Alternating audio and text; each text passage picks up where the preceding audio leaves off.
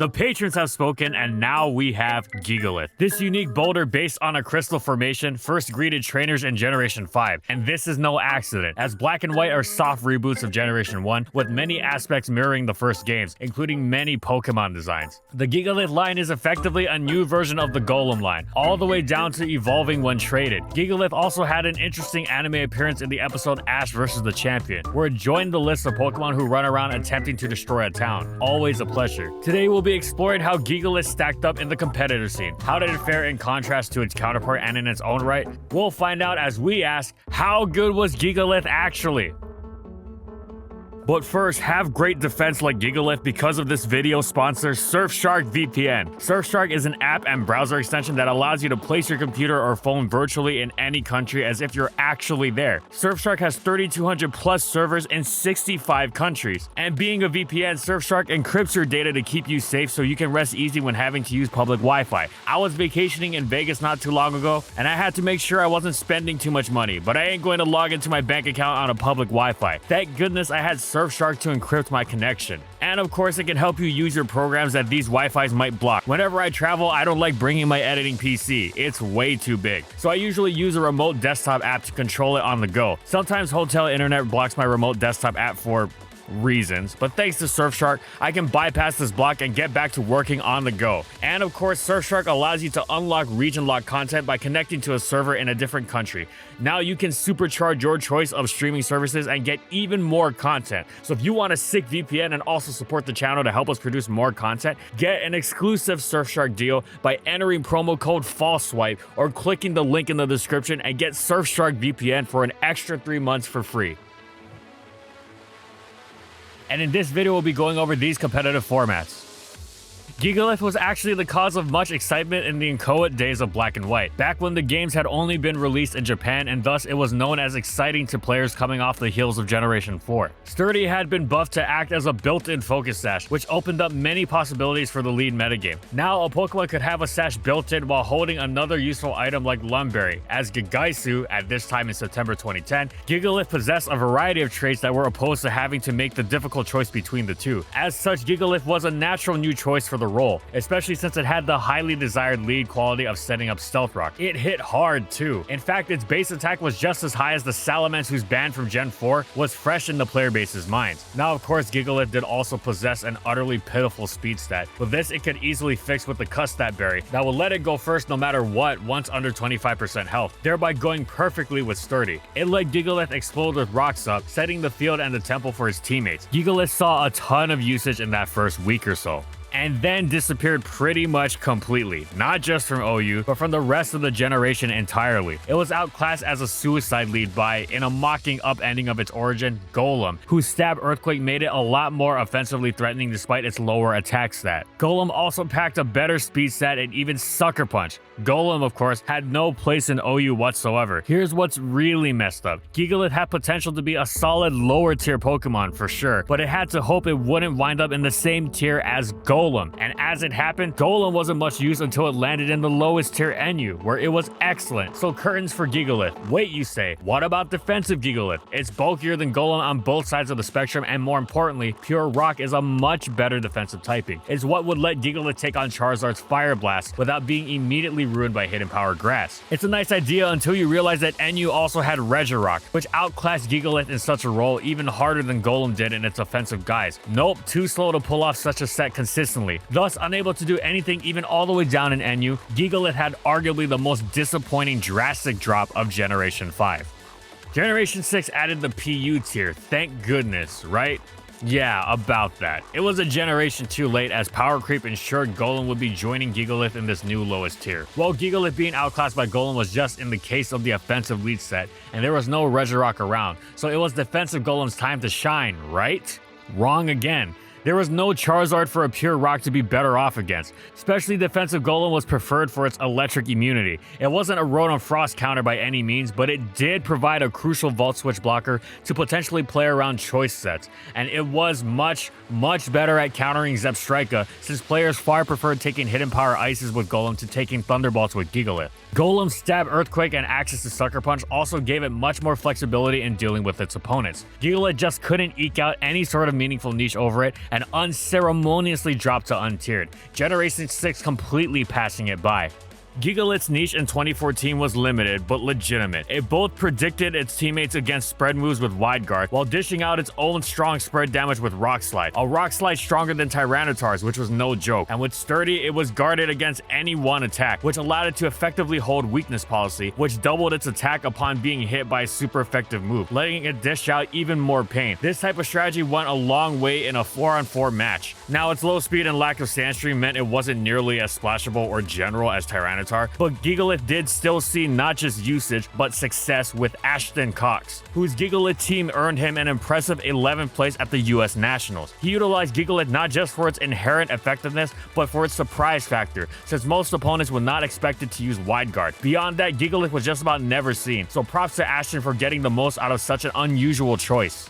Arceus saw Gigalith languishing in anguish, and rather than his usual cruelly indifferent silence, decided to bless it with one of the best abilities it could have asked for, Sandstream. Suddenly, Gigalith was both a wholly superior Pokemon in its own right, leaving Golem in the dust, as well as a pillar of some of the most important team support in the game. If Tyranitar was the OU Sand Setter and Hippowdon was the UU Sand Setter, surely Gigalith would follow in their footsteps and make RU its home. And what happened? Another ground rock type was there to compete with it, an even better one than Golem. It was none other than the mighty Rhyperior. The desperate physical urge to shout "come on" at the Pokemon world was palpable. However, with the unique power and utility of Sandstream, Gigalith at long last managed to persevere and establish a role for itself in RU that was not just legitimate, but important. With a specially defensive spread alongside the special defense boost it received from its own sand, it was able to help its team withstand a diverse array of the tier's powerful special attackers such as Noivern, Dragalge, Goodra, Swellow, Ninetales, and Salazzle, giving it plenty of opportunities to set up rocks. Gigalith's sand was useful for many reasons beyond the special defense boost and chip on opponents too. Most notably, it cut off Ninetales' sun, while also reducing the amount of health restored by the weather-affected healing moves Synthesis and Moonlight, making it particularly apt at messing with tier staples Florges, Cresselia, and Necrozma. Gigalith wasn't going to be winning games on its own, but its hit-taking and utility presence was absolutely enormous in enabling its more offensively minded teammates to be able to do so. And that's countering teams that didn't use Stoutland. It was tough to pull off given short sand durations, unless Gigalith made the difficult choice to forego leftovers in favor of the sand-extending Smooth Rock. But either way, it was doable, and the rewards were potentially immense, as Gigalith's sand-enabling Stoutland's Sand Rush potentially led it to rip through weakened teams with absurd ease late game. Still, Stoutland's use was limited, given the concessions that needed to be made to get it to work, but that was greater testament to how effective Gigalith was in its own right. It wasn't just there to set up the sand for the Sand Rush poke, it often wasn't even paired with the Sand Rush poke, demonstrating its own inherent value. Gigalith's sand was also a reason why it couldn't be tossed on just about every team. Funnily enough, if you were relying on Florges to heal with Synthesis, you probably didn't want to cut off your healing through your own Pokemon's sand. Still, Gigalith was a great Pokemon in Gen 7 RU, consistently anchoring many teams to success. In 2017, Gigalith was still on the more specific side. After all, bringing sand was not necessarily a positive, as it would prevent you from being able to effectively use Focus Sash Mimikyu, for example. But it was a solid Pokemon with a workable niche nonetheless. Nobody believed in it more than Alessio Yuri Boschero, who also succeeded with it an amazing amount. His team didn't even use Gigalith for its utility either. It was all about Gigalith the threat. Yes, that's right. Alessio utilized a Rockium Z Gigalith with Curse and 2 Rock Stabs, Rock Slide for spread damage, and Stone Edge to bypass Wide Guard, as well as far greater power, especially when boosted into Continental Crush. Indeed, being able to boost both with Curse and Fire off of a Z move made Gigalith particularly apt at punishing opposing protects. The team Alessio built surrounding Gigalith with an excellent cast of Arcanine, Kartana, Porygon 2, Tapu Fini, and Tapu Koko was so good, he kept bringing it to every tournament he joined, and he succeeded repeatedly. Gigalith enabled its teammates wonderfully. It was especially tough to deal with something as scary as Substitute Kartana when Gigalith was threatening you alongside it. Alessio rocked such tactics to great effect with this team.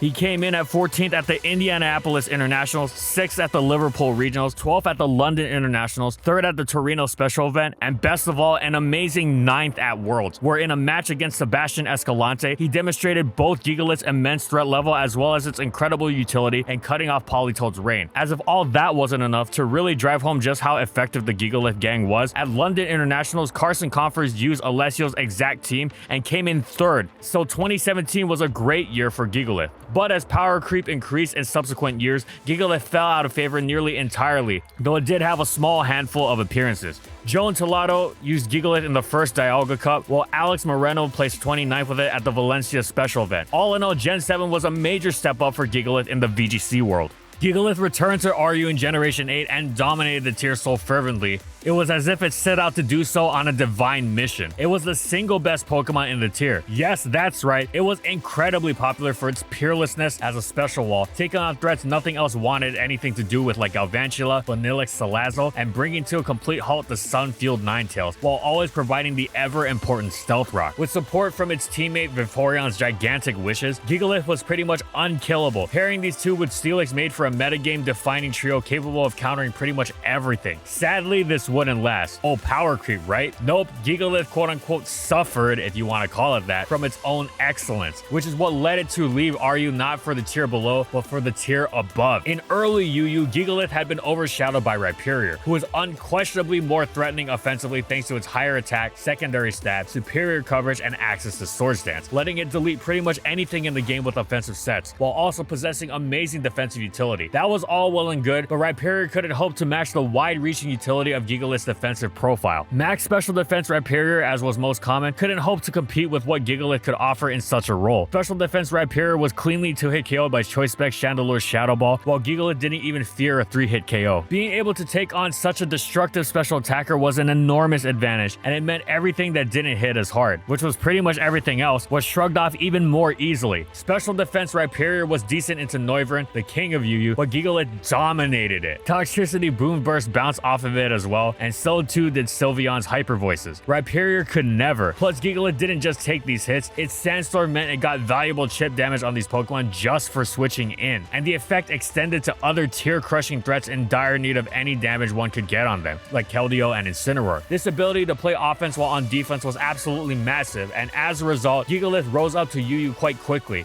It stayed there for quite some time, establishing itself as a crucial piece of the tier. Sadly, another RU Pokemon would soon displace it. Well, kind of. The player base soon discovered how good Copper was, especially alongside Rhyperior. Copper was both a fantastic hit taker with Assault Vest with bulk to rival Gigalith, while also posing a significant offensive threat that paired beautifully with Stealth Rock Rhyperior. Being able to run Rhyperior was preferable if possible because its ground typing's immunity to electric was crucial to put some sort of stop to Volt Switch spam against Toxtricity and Heliolisk, which could potentially overwhelm in the long term Gigalith teams would struggle to include a ground. Make no mistake though, Gigalith remained an effective and important Pokemon, as covering the terrifying Chandelure and Noivern as well as it did was a significant advantage over the Copperajah-Rhyperior duel, as well as its utter superiority in defeating Vanillix. Replacing the Hail with Sand was huge, whereas Copperajah would find itself getting chipped. The only difference was that Gigalith was less of an automatic addition now. After the Isle of Armor DLC, Gigalith returned to RU, where it had a great niche once again. Not quite the best in the tier, but that's a high bar to clear, and it remained consistently popular. It was a superb check to major threats such as Charizard, Gardevoir, Salazzle, and Heliolisk, while ranking among the best stealth rockers the tier had to offer, making for especially potent pairings alongside some of the tier's best steals in Escavalier and Klefki. Gigalith's Sand also took on a new dimension of utility with its newfound ability to enable the terrifying Sand Rush Lycanroc, one of the most dangerous sweepers in the tier, prized for both its power and its enormous speed that let it jet past even the blazing fast Scarfers, Inteleon, and Barraskewda. It was a lights out late game presence that Gigalith became even more important for setting the conditions for. Gigalith's RU viability wavered come the Crown Tundra. It wasn't bad, but the metagame shifted to favor Rhyperior for its ability to more effectively threaten Reuniclus, while also dealing with Metagross and Flygon better. Gigalith saw many familiar faces in NU, and was apt at fending off Salazzle, Heliolisk, and Sylveon again, but its defensive presence didn't reach too far thanks to the prominence of so many pokes that threatened it, making it simple for many teams to pressure it nearly every which way without even trying. You just naturally would do so by using good Pokemon like Scrafty, Toxicroak Mudsdale, and Ground Savali. Thus, Gigalith more or less slipped through NU and found itself in PU, and that suited it just fine because it absolutely brutalized the tier. It became the single best Pokemon around. While one could argue that it shared this distinction with Rabomdi, whose Quiver Dance boosted Moonblast made arguably the most terrifying poke in the tier, but since Gigalith was the best Rabomdi check, it tended to win out in that debate. In addition to this immensely valuable defensive utility, Gigalith also consistently enabled the excellent Sand Rush Sandslash, another powerful fast threat. Plus, it was a two-way relationship, as Sandslash also helped take on the likes of Dual Blade, which would be used in an attempt to handle Gigalith. Sandslash was also an effective rapid spinner, helping extend Gigalith's longevity in the face of opposing hazards. So too was Eldegoss, which also packed aromatherapy for opposing status. Rabombi could aromatherapy as well, and defensive cores could be rounded out with other bulky pokes like Wishiwashi and Tangela. With all this excellence in defense and longevity, Gigalith Balance became the dominant defining team style in PU. It was all about enabling Gigalith, which made it even more of a challenge to break through for the opponent than it already was, as it was so effective at taking on the scariest threats around, such as Charizard, Galarian Articuno, and the aforementioned Rabombi. Its natural physical bulk was exceptional too, and was regularly on display despite its complete investment in special defense. It effortlessly tanked a +2 Ghost of Volley multi-attack, while Lycanroc Close Combat posed little immediate threat to it either. If you didn't run Gigalith, you were almost certainly running a worse team than one that did have Gigalith. There was just about nothing you could run that could justify passing up on such an amazing, all-encompassing special wall and general hit taker, the best stealth rocker, and all this on a Pokemon that was about as far from a passive blob as possible. It hit naturally hard thanks to its huge attack, while checks like Quagsire and opposing Sandslash could be ruined with Toxic. Alternatively, Gigalith could invest in its own longevity and become even more unkillable with Rest, perfectly enabled by aromatherapy support from its teammates. What other bulky rock were you going to run? Aggron? Good Pokemon and all, but considering how thoroughly Gigalith destroyed Aggron, definitely not worth it to be at such a disadvantage. Archeops was a good Pokemon, but it didn't even compete for Gigalith's slot thanks to its vastly different role by virtue of its half-flying typing, different stat spread, and move pool, so the two coexisted. In fact, Gigalith loved making Archeops more effective defensively with its Sandstorm boosting its special defense. All in all, Gigalith defined Gen 8 PU, capping off a stellar generation that finally saw it realize its full potential.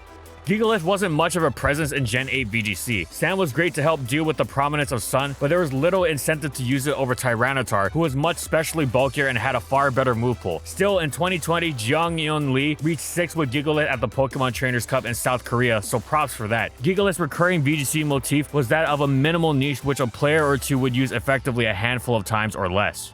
And that's it. So how good was Gigalith actually? Well, its first two generations saw it brutally outclassed by the Pokemon it was introduced as a new version of, Golem, and thus it didn't do anything of note whatsoever. Even in the lower tiers, it was seemingly so well designed for. But fortunately, in Generation 7, it was lucky enough to be blessed with Sandstream, which turned it into a lower tier force. It defined Aryu and was outstanding across numerous tiers in Generation 8. It was the best Pokemon in early Aryu, then rose to UU through sheer excellence, then ended the generation by becoming the best Pokemon in PU. Gen 8 Gigalith was simply superb, finally coming into its own. Gigalith also had some decent success in VGC across numerous generations. Nothing spectacular, but it especially shown in Gen 7. All in all, Gigalith has come into its own with Sandstream, and it will surely continue in this vein if and when it returns, whenever that may be. Thanks for watching, everyone, and thank you so much to the patrons for continued support of our videos and for voting for this Pokemon for this month's patron pick.